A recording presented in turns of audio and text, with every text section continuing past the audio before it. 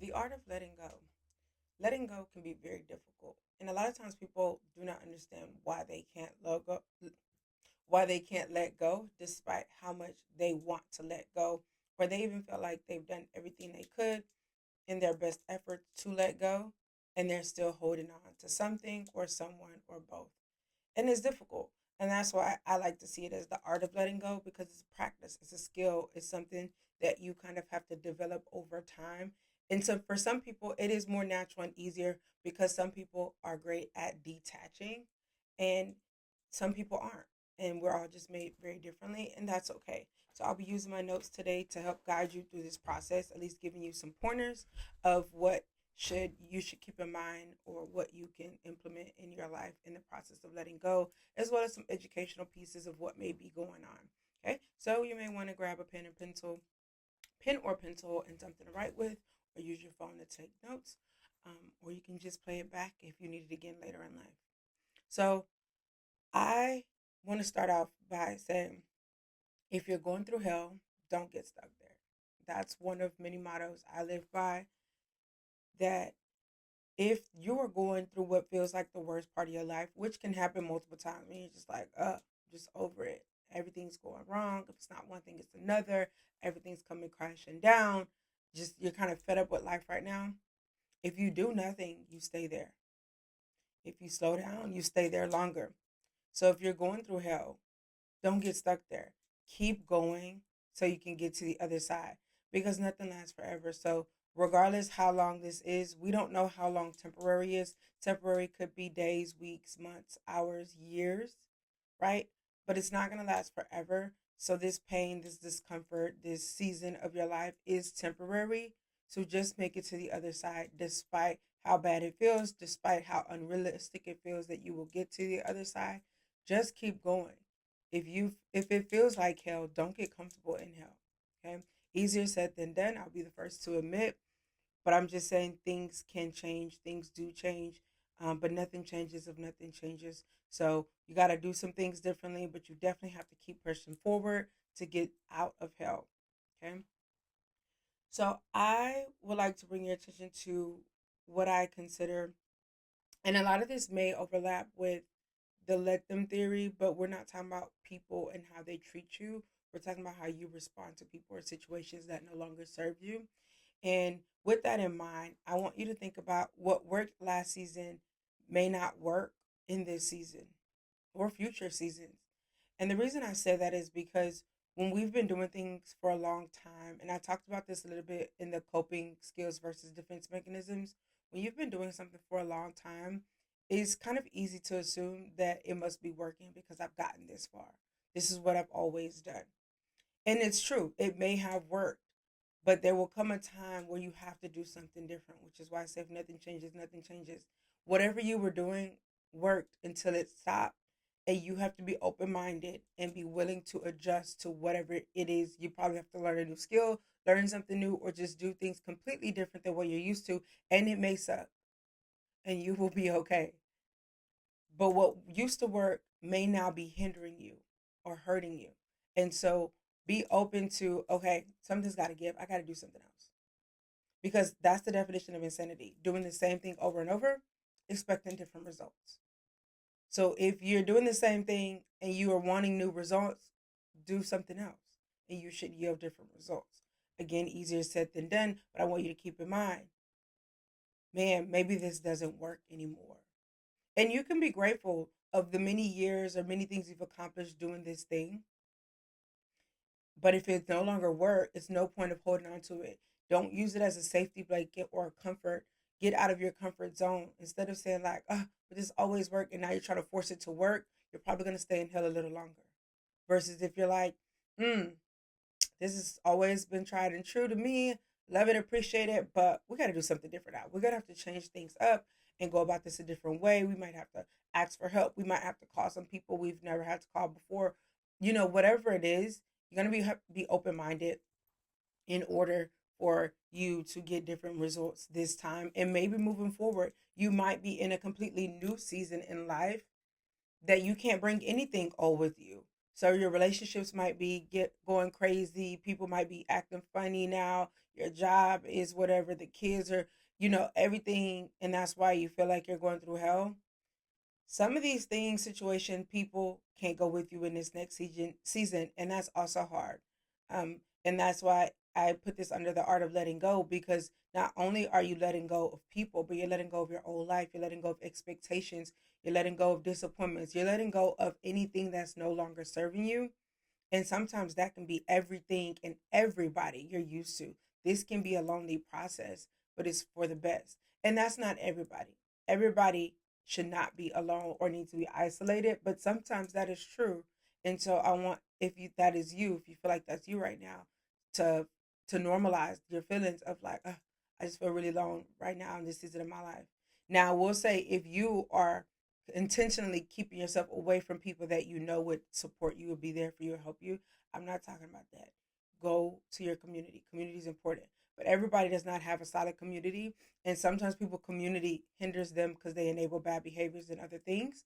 And so, evaluate your situation and make the decision that you know is best. And I think this is a perfect time to say, just because something is hard does not mean it's the wrong thing. When we're letting go, especially of someone, it's easy to convince ourselves, if this was the right thing, shouldn't it be easier? Maybe I'm not doing this right because it's so hard. That's a lie from hell. Sometimes the best things you can do in life are the hardest things you'll ever do. And that's just because you're building character and faith to get to that next season in life. Ask me how I know. Going back to school is hard, but also staying in the job that doesn't pay well is hard. Like, you just genuinely have to choose your hard. It's going to be hard regardless. Life is going to be hard. So at least choose a hard that's going to be worth it in the end, because there's no point of you choosing a hard where you're suffering forever when you can choose a hard where you just make sacrifices temporarily and come out better on the other end. So again, easier said than done, but I just wanted to give you some perspective on that. So you're going to have to get out of your comfort zones. You may be doing everything you can, but it's holding you back right now. And I need you to be honest with yourself of why you're holding on to that thing. What is it about that thing? And maybe you should see a therapist. Everybody doesn't need to see a therapist for everything. I do think a therapist can help any and everybody to a certain degree, but you will have to do the work, whatever that looks like for you, whatever makes sense for you, whatever you can afford, of why am I even holding on to this thing? Like, what is it doing for me? Or going back to my initial point, what did it used to do for me? What is what is it about this thing? Because sometimes, especially when it's people, but also certain situations like jobs and things like that, you don't really like it or love it anymore. And we're holding on to history. We're holding on to what we thought it would be, or we're holding on because we feel like we've made this mistake, or we've been in a situation so long, I might as well stay in it. And I would have to say, I always use the analogy, if you used to do some hard drugs for 5 years, that does not mean you have to do those drugs for the rest of your life. You did your 5 years, you've experienced it, you lived it, it's not good for you, you don't want to do it anymore. You're allowed to change your mind. And I hope that frees somebody today. You're allowed to change your mind. You're allowed to make better decisions. It does not make you a hypocrite, no matter what nobody tells you or whatever you hear in your head. You are not a hypocrite. If you get new information and make a better decision, that's what growing is all about. That's growth, that's maturity, that's wisdom. So just because you've made a bad decision for so long doesn't mean you have to live in that decision forever. You may remember it forever, but you can now say, I don't want to do this anymore. I've done this for too long. And you might even be upset with yourself for how long you've done it. But from this day forward, you're allowed to make a new decision and go a different direction. Without those people, without that situation, without that job, I just want to help you give yourself permission to do what's best for you that does not hurt other people. And when I say it doesn't hurt other people, I'm saying don't disrespect, belittle, abuse, like genuinely, intentionally, maliciously, deliberately hurt someone. Your boundaries will hurt people. Your boundaries will upset people. So I'm not saying please anybody and make everybody happy, because when you can't do that, especially you shouldn't do that at your own expense of peace and happiness, depending on what it is. This is case by case, but in general, you walking away from that job and finding a better job, those, well, they'll be all right. Because guess what? If you pass away, they're going to replace you within the week. Okay. But maybe you've been there for so long and they're like family, because that happens. And you're like, oh, but I do all these things and they're used to me. They will be okay.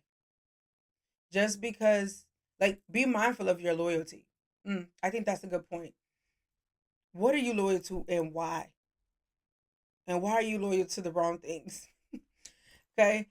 And so people may be disappointed, people may be upset, people can be whatever they want, but you're allowed to do what's best for you if you're not maliciously hurting anyone, setting out to hurt people, but it's just really going to benefit you and put you ahead in life.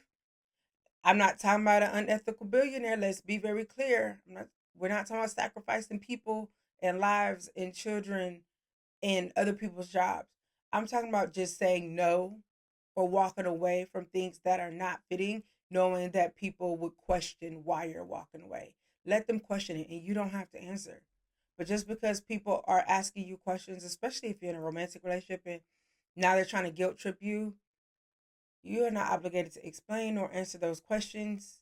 Just go. Especially if you know, if you think about it too long, you're going to change your mind. Just go.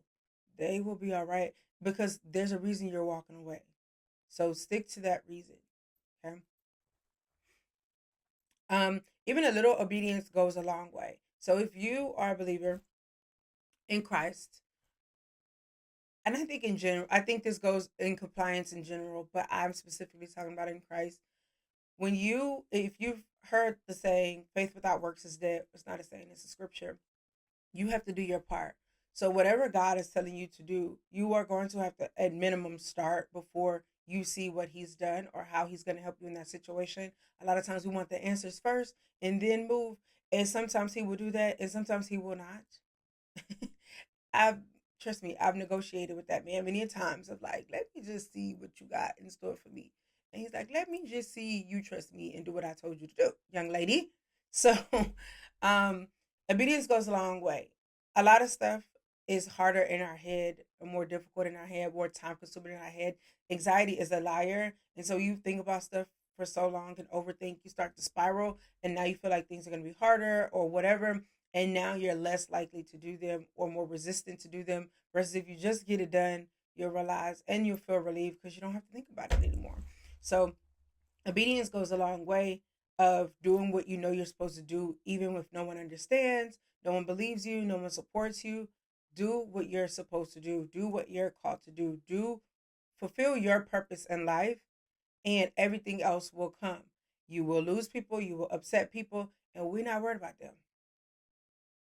We are not worried about them. You cannot. You gotta let it go. And this is how these are the perspectives you have to adopt to let it go. That you have to do what's best for you. You have to do what you're supposed to do. And people who are supposed to be there will be there. If you have given yourself timelines for certain things, you're gonna have to let it go. Because that is part of why we stay attached, is because we've decided, I believe I talked about this in the last video, you've already decided how your life should look, or by a certain age you'll be in this place or making this amount of money or working this job or have this certain lifestyle, or you and this person will now be doing XYZ, living in this state and whatever and whatever, and things just don't be going as planned. They just don't. It's just I don't know why.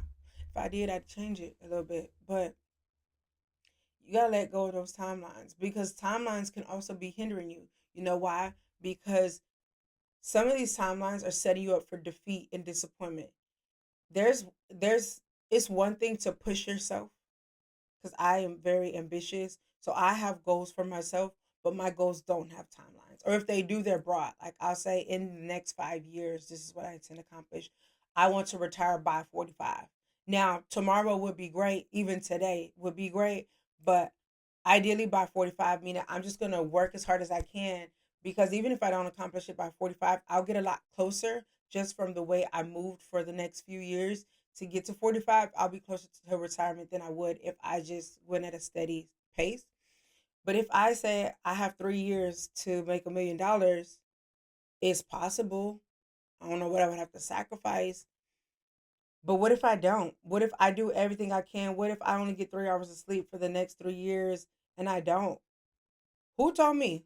I was gonna be a millionaire in 3. That was like made up. I decided that that's what it was gonna be.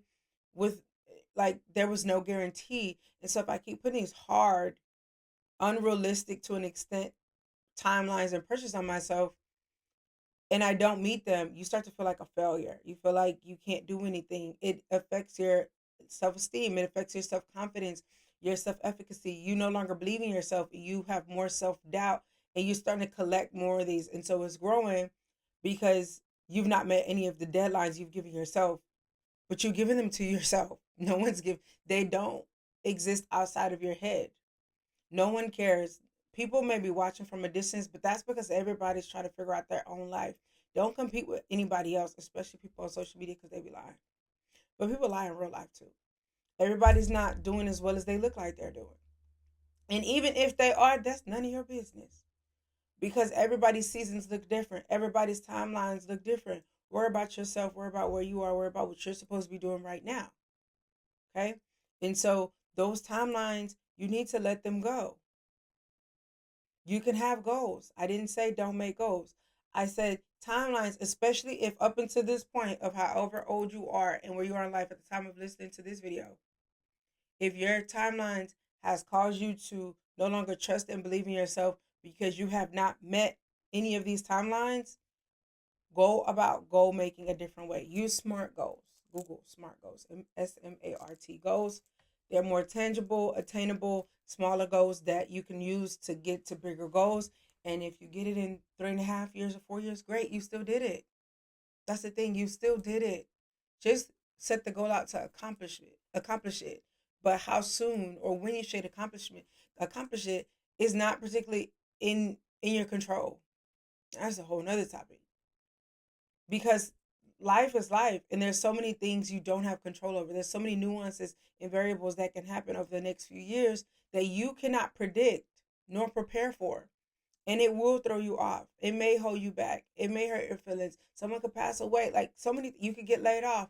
The market, like there's just so many things that you cannot predict or prepare for, that you're ultimately just setting yourself up for failure. Again, you can have goals. I think you can have ambitious goals that seem unrealistic to other people. But the goal is for you to work your way there, not decide you need to have it by next week. Could it happen? Yes. But if it doesn't, it's okay. Let it go. But these timelines may be hindering you from letting things go. Even in the sense of relationships. Oh, we've been together, which I think I just mentioned in a previous point. If you're like, oh, but we've already been together 10 years, especially if you're not married. So do you want to repeat those 10 years for another 10 years? The 10 years you've had, do you want that for another 10 years? And what the hell are you waiting for? If you asking yourself this question, I'm not saying you shouldn't be with this person. I'm saying if you're already thinking this when I'm talking about this topic, do you want another 10 years of the 10 years you've had? Can you do this for another 10 years? Because a lot of times people feel like, oh, I've invested so much time and money. I've got up and moved across the country and we have all these things tied up together. Okay. And if you feel like that was a mistake, you do not have to live with that mistake. If you feel like it was a bad decision, like now that you know better, you want to do better, that you thought it was a good idea at the time, or maybe it was a good idea at the time, whatever it is, and now you're like, I should have done that. Now you're like, well, I've already done all these things, and it's already been all this and all this money, everything's tied together. Untie it. Easier said than done. You do not have to stay in it. So that is how it can be difficult to let things go because you're thinking about time. You're thinking about time. Time only matters to a certain extent, and it definitely depends on how you're using this time. Partial obedience is total disobedience. If you're not doing what you're supposed to do, when you're supposed to do it, and how you're supposed to do it, it's almost like you might as well not do it because you're not doing it with fidelity. So if you're gonna do it right and do it with fidelity. And I definitely like to say, especially when it comes to raising kids, you're gonna have kids, raise them well, raise them right. No matter how hard it is, do everything you can to be the best parent you can on earth and in heaven. you know, but you cannot partially obey. And I've tried it. And I thought it worked, but it did keep me stuck. And that's the thing I want you guys to think about while I'm mentioning these perspectives is that when it comes to the art of letting go, it's hard to let go if you're stuck. And so you have to let it go to move forward. And I'm going to do a whole nother video, I think, on the feeling of being stuck. But a lot of times you're not stuck. You just don't like the options to get out. And I'm just drop the mic right there. Okay. And so I think it's great to end this chit chat with talking about unforgiveness and resentment, because they go together. They go together real bad. And people think they've forgiven when they haven't. And that's kept them stuck. And that's keeping them from letting go. And forgiveness is required a lot of times in order to let go. And forgive does not mean reconciliation. Forgive does not mean forget. Forgive does not mean pick up where you left off. You're allowed to have boundaries once you forgive someone. You don't Things do not have to go back to the way they were once you forgive somebody. I want to free you of that today.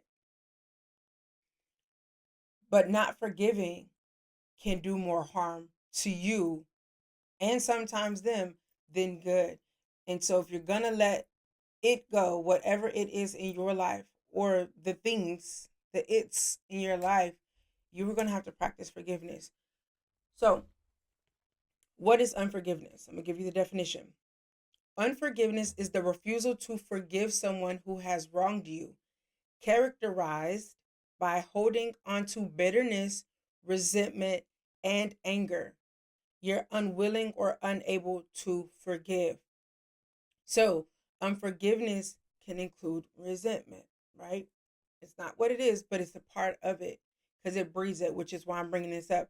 But the refusal to forgive, sometimes you want to forgive. Some people are like, I'm not forgiving them. And you should talk to somebody about that because it's bad for your health, literally and genuinely. Okay. And I'll get into that in a moment. But some people are refusing, but sometimes people think they're forgiven when they haven't. The definition of resentment is bitter indignation and having been treated unfairly. Indignation at having been treated unfairly. So resentment is the residual feelings you feel towards someone because of how they did you. So they did something wrong that you have not forgiven them for, and now how you feel about them as a result for what they did is a feeling of resentment. Okay, and forgiveness is an action. Resentment is more of a feeling, kind of like cause and effect. And the reason I bring this up in the art of letting go is because if you are experiencing unforgiveness, you are most likely harboring resentment. And even if you're like, oh, I haven't talked to them in years, I forgot about them, I forgive them, just because you're not talking about it anymore, you could just be suppressing your feelings. It does not mean you've forgiven them. And at this point, you may just be in resentment. And how do you know if you've forgiven somebody? I heard this years ago. I did not come up with this. But they said, you know, if you've forgiven somebody based on how you treat them and how you talk about them. And so when this person's name is brought up, or this job even, because I can think of a job that'd make me go on around immediately. um, but when this person's name is brought up or talked about, and you automatically make a face, or you're just rolling your eyes, or you got something to say immediately that's negative or not even appropriate, you have not forgiven them. Because unless somebody asks you their opinion, you should not be immediately triggered at the thought of this person, the sight of them, any remembrance. So what feelings come up when you think about this person, this situation, or whatever it is? That's how you know. Because once you've forgiven them, you may remember what the experience has been if it was a negative one, but it's just a thing of the past. It's like, oh, I, I remember them. And even if somebody says, "Oh, like, oh, why are you and so not friends anymore?" Oh, we just were apart. Like, you don't really feel led to explain and go down a rabbit hole. You're not getting worked up. But, oh yeah, she did this, and I can't believe. Just, you know, things that work out. You know, I'm no longer able to trust them, and so it's kind of like there's really no feelings attached to it anymore because you've let it go. But if you're holding on to it, talking about it, seeing it, smelling it will flare you up, and you will be ready to go off. Or now you're thinking about it for days. You were playing scenarios in your head or whatever, and then you're harboring resentment. But this causes stress on the body, and stress increases cortisol. Remember that commercial? And so this is bad for your health. One, I want you to remember that while you staying mad, especially if you stay mad by choice, let me address that. When people stay mad by choice, they feel like it's a boundary. You're staying mad because you feel like as long as you stay mad, this is your guard. You feel like you're protecting yourself. If I stay mad at them, this will never happen to me again. They will never be able to hurt me again. That's not even true because they still be hurting you. And you've given them so much power of you that you're not going to intentionally stay angry. Are you okay? You've given this person complete power over your life that you will remain an angry person just to prevent them from doing something or just to prevent this from ever happening to you again. That's not even how that works. People can still hurt you because guess what? When emotions are high, anger is high, it's at the highest, the height of it, of your expression of emotions. You don't think straight and you don't respond. You don't respond correctly or appropriately anyway. So you can't even function well enough to process information to understand what's going on. So people, this is how people take advantage of you when you are so upset because when your emotions are heightened, you are more vulnerable. So you staying angry is giving room for you to be continued to mistreated if you are surrounded by people who mistreat you. Because I would argue you should find other people. But you also need to let it go because it's bad for your health. But don't give people that type of power that you're literally letting them control your life, how you live your life, how you move by your life. It's now controlling the relationships you have with other people because now you don't trust anybody. So now people who would love you and take care of you, you're pushing them out. So it's just all these negative side effects to you holding on. Let it go. And whatever reason you're holding on to it, it's not working. If you don't want to be treated that way again, you can have healthy boundaries about people. If someone lies to you, you cut them off. So next time somebody lie to you, you cut them off. And upon getting worked up, you just don't tolerate lying anymore, right? You can decide you don't tolerate people raising their voice at you. And so anytime someone raises their voice at you, you exercise the boundary because we get mad when people don't respect our boundaries, but we don't really implement our own boundaries out of the fear of how people respond to the boundary. And that's a rabbit hole, might be another video. But you can decide if I don't want people raising their voice at me, anytime somebody raises their voice at me, I'm going to end the conversation. That's you exercising a boundary.